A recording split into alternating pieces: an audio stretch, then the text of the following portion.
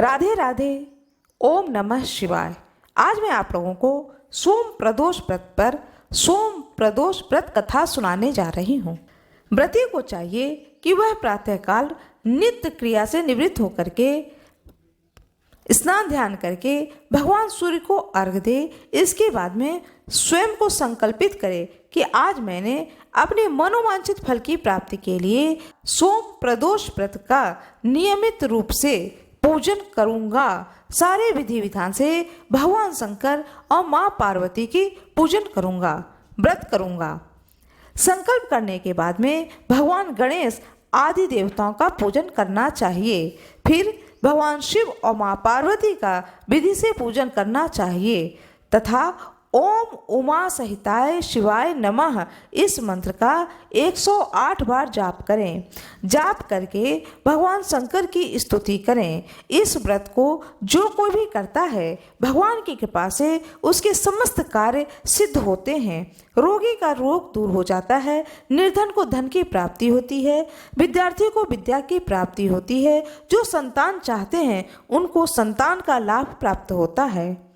यदि कोई राजा इस व्रत को करता है तो उसके राज्य में प्रजा सभी प्रकार के सुखों में रहती है तथा महामारी, अकाल आदि का भय नहीं रहता है, वह शत्रुओं का नाश हो जाता है। राजा या कोई भी व्रती इस व्रत को करता है भगवान शिव और माँ पार्वती की कृपा से दीर्घ आयु को प्राप्त करता है तथा अंत में भगवान शंकर के परम धाम को प्राप्त करता है। आइए प्रेम पूर्वक सोम प्रदोष व्रत कथा को सुनते हैं। प्राचीन काल में धन धान्य से युक्त एक वैश्य था, किंतु उसके एक भी संतान नहीं थी। इससे वह सदैव अत्यंत दुखी रहता था। यह वैश्य प्रत्येक सोमवार को भगवान शिव जी का पूजन एवं व्रत करता था। भगवान का भोग लगाकर ही वह पत्नी सहित प्रसाद स्वरूप भोजन को ग्रहण करता था। उसकी भक्ति को देखकर माँ पार्वती ने भगवान शंकर से कहा कि यह वैश्य आपका अनन्य भक्त है, भक्ति पूर्वक आपकी पूजा करता है, आपकी आराधना करता है। कृपया करके आप इसके सारे दुखों को दूर कर दें।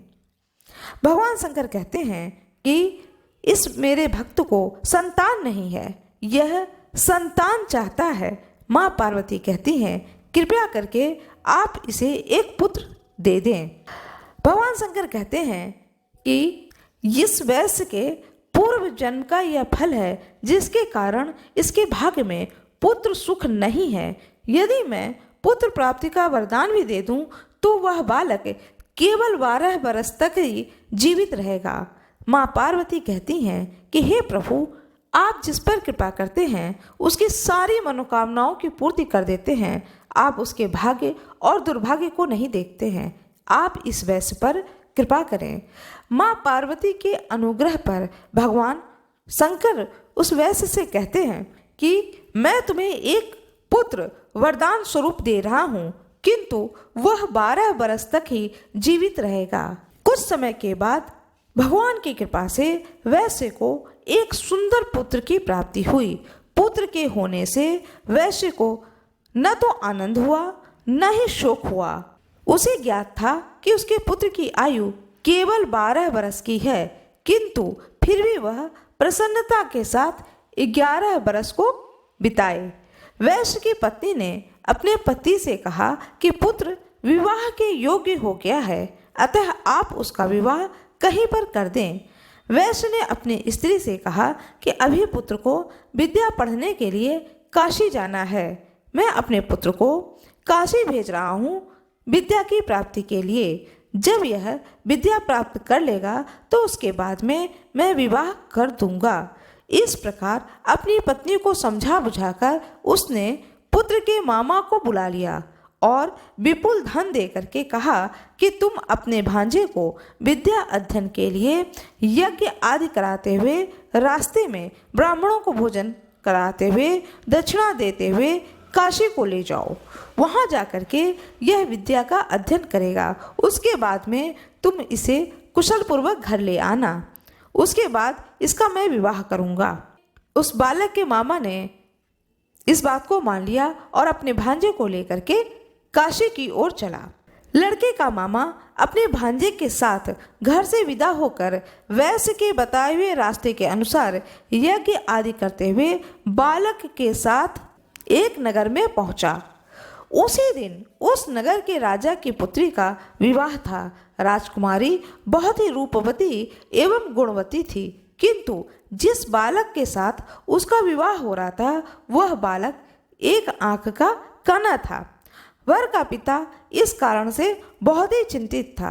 वर के पिता ने जब सर्वगुण संपन्न उस वैश्य पुत्र को देखा तो उसके मामा से कहा कि आप इस लड़के को कुछ समय के लिए मुझे दे दो तो आप मुझे पर बहुत बड़ी कृपा करेंगे। विवाह के बाद मैं इस कुमार को आपको सौंप दूंगा तथा पुरस्कार स्वरूप बहुत सा धन भी दूंगा।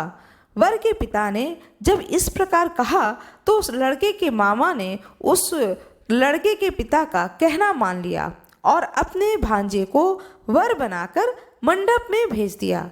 राजकुमारी और वैश्य पुत्र का विवाह हो गया।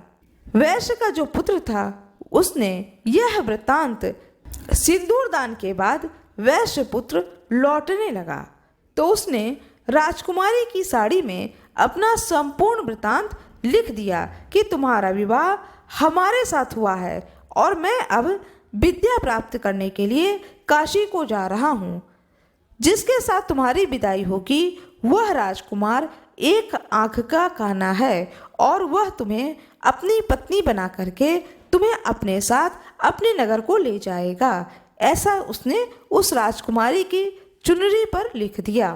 प्रातःकाल जब उस राजकुमारी की निगाह अपने उस चुनरी पर पड़ी तो वह पढ़ती है कि अरे इसमें यह क्या लिखा है। वह सारी बातों को जब पढ़ लेती है तब वह उस राजकुमार को देखती है कि सही बात है, यह राजकुमार एक आंख से काना है और वह समझ जाती है कि मेरा विवाह इस राजकुमार के साथ नहीं हुआ है, मेरा विवाह तो एक वैश्य कुमार के साथ हुआ है जो कि विद्या प्राप्त करने के लिए काशी की ओर चला गया है। इस बात को जान करके वह कन्या अपने माता पिता से सारी बात को बता देती है और कहती है कि मैं इस राजकुमार को नहीं जानती हूँ, क्योंकि इस राजकुमार के साथ तो मेरा विवाह हुआ ही नहीं है। माता पिता अपनी पुत्री की बात को मान करके राजकुमारी को अपने घर में रख लेते हैं, विदा नहीं करते हैं और वर पक्ष अपनी बारात को लेकर के लौट जाते हैं। उधर वैश्य कुमार काशी पहुंच करके विद्या अध्ययन करने लगा तथा उसके मामा ने यज्ञ करना शुरू कर दिया। जिस दिन 12 बरस पूरे हुए लड़के ने कहा कि आज कुछ शारीरिक कष्ट हो रहा है मामा, मैं कुछ देर के लिए आराम करना चाहता हूँ। ऐसा कह करके लड़का अपने बिस्तर पर जाकर लेट गया और थोड़ी देर बाद उस लड़के की वैश्य कुमार की मृत्यु हो जाती है। थोड़ी देर बाद मामा ने आकर देखा कि भांजे की मृत्यु हो चुकी है, जिसके कारण मामा बहुत ही दुखी हुए, किंतु उन्होंने निश्चय किया कि मैं यज्ञ को पूरा करने के बाद ही दूसरा कार्य आरंभ करूंगा। यज्ञ की पूर्ण आहुति होने के बाद जब सभी लोग वहां से चले गए तब मामा रोने लगे। देव योग से उसी स्थान से माता पार्वती और भगवान शिव निकल रहे थे। माँ पार्वती ने शिव जी से कहा कि यह कैसा करुण क्रंदन है, वहां पर चलकर देखना चाहिए। पार्वती जी के कहने पर भगवान शंकर कहते हैं कि यह वही वैश्य पुत्र है जिसको कि मैंने वैश्य को पुत्र प्राप्ति का वरदान दिया था। उसका 12 वर्ष साल पूरा हुआ और उस वैश्य पुत्र की मृत्यु हो गई है। उस वैश्य पुत्र की मृत्यु पर उसके मामा का यह करुण क्रंदन आवाज है जिसे कि तुम सुन रही हो। माँ पार्वती कहती हैं भगवान शंकर से कि हे प्रभु, या तो आपने उसे पुत्र दिया न होता और जब आपने दिया है तो उसे आयु भी दीजिए, उस बालक पर कृपा करें। जब तक कि आप कृपा नहीं करेंगे मैं इस स्थान से आगे नहीं बढ़ूंगी। माँ पार्वती को बहुत ही दया आती है उस वैश्य पुत्र पर। माँ पार्वती कहती हैं बड़े ही आशा और विश्वास के साथ में मनुष्य आपकी पूजा करते हैं, आप कृपा करके उनके इस विश्वास को न तोड़ें, इस वैश्य के पुत्र की आयु को बढ़ाएं, कृपया करके इसे शतायु बनाएं। माँ पार्वती की विनती करने पर भगवान शंकर ने उस वैश्य पुत्र को शतायु कर दिया, उसकी आयु को बढ़ा दिया। थोड़ी देर बाद में वह बालक जी उठा, उठ करके बैठ गया और अपने मामा से कहता है, मामा बहुत देर हो गई है, अब मुझे बहुत जोरों की भूख लग रही है। अपने भांजे के इस शब्द को सुनकर मामा जो है बहुत ही खुश हो जाते हैं और अपने भांजे को कहते हैं, चलो पुत्र, चल करके साथ में बैठकर भोजन करते हैं। मन ही मन वह मामा भगवान शंकर और माँ पार्वती को प्रणाम करते हैं कि हे प्रभु, आपकी कृपा से ही मेरा यह भांजा जीवित हो उठा है। कुछ दिन के बाद बालक समस्त विद्याओं में निपुण होकर के अपने मामा के साथ अपने नगर को चल दिया। मार्ग में उसी नगर में उसी स्थान पर रुका जहाँ पर कि उसका विवाह हुआ था। वहाँ पर उसने यज्ञ किया तथा ब्राह्मणों को भोजन कराकर दक्षिणा दी। राजा को यह समाचार मिलने में देर न लगी कि काशी से विद्या प्राप्त करके एक वैश्य पुत्र लौटा है और वह यज्ञ करा रहा है।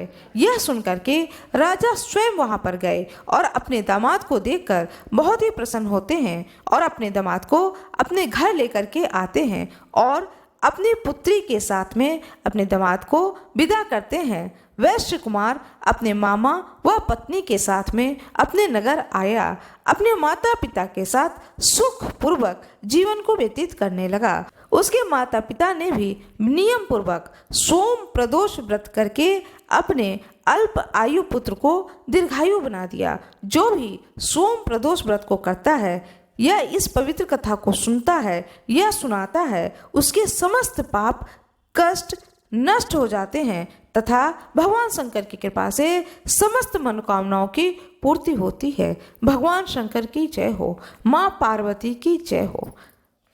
आशा करती हूँ कि यह कथा आप लोगों को बहुत ही अच्छी लगी होगी। कृपया वीडियो को लाइक करिएगा, चैनल को सब्सक्राइब करिएगा, बेल आइकन दबाना ना भूलिएगा। आप लोगों का बहुत बहुत धन्यवाद।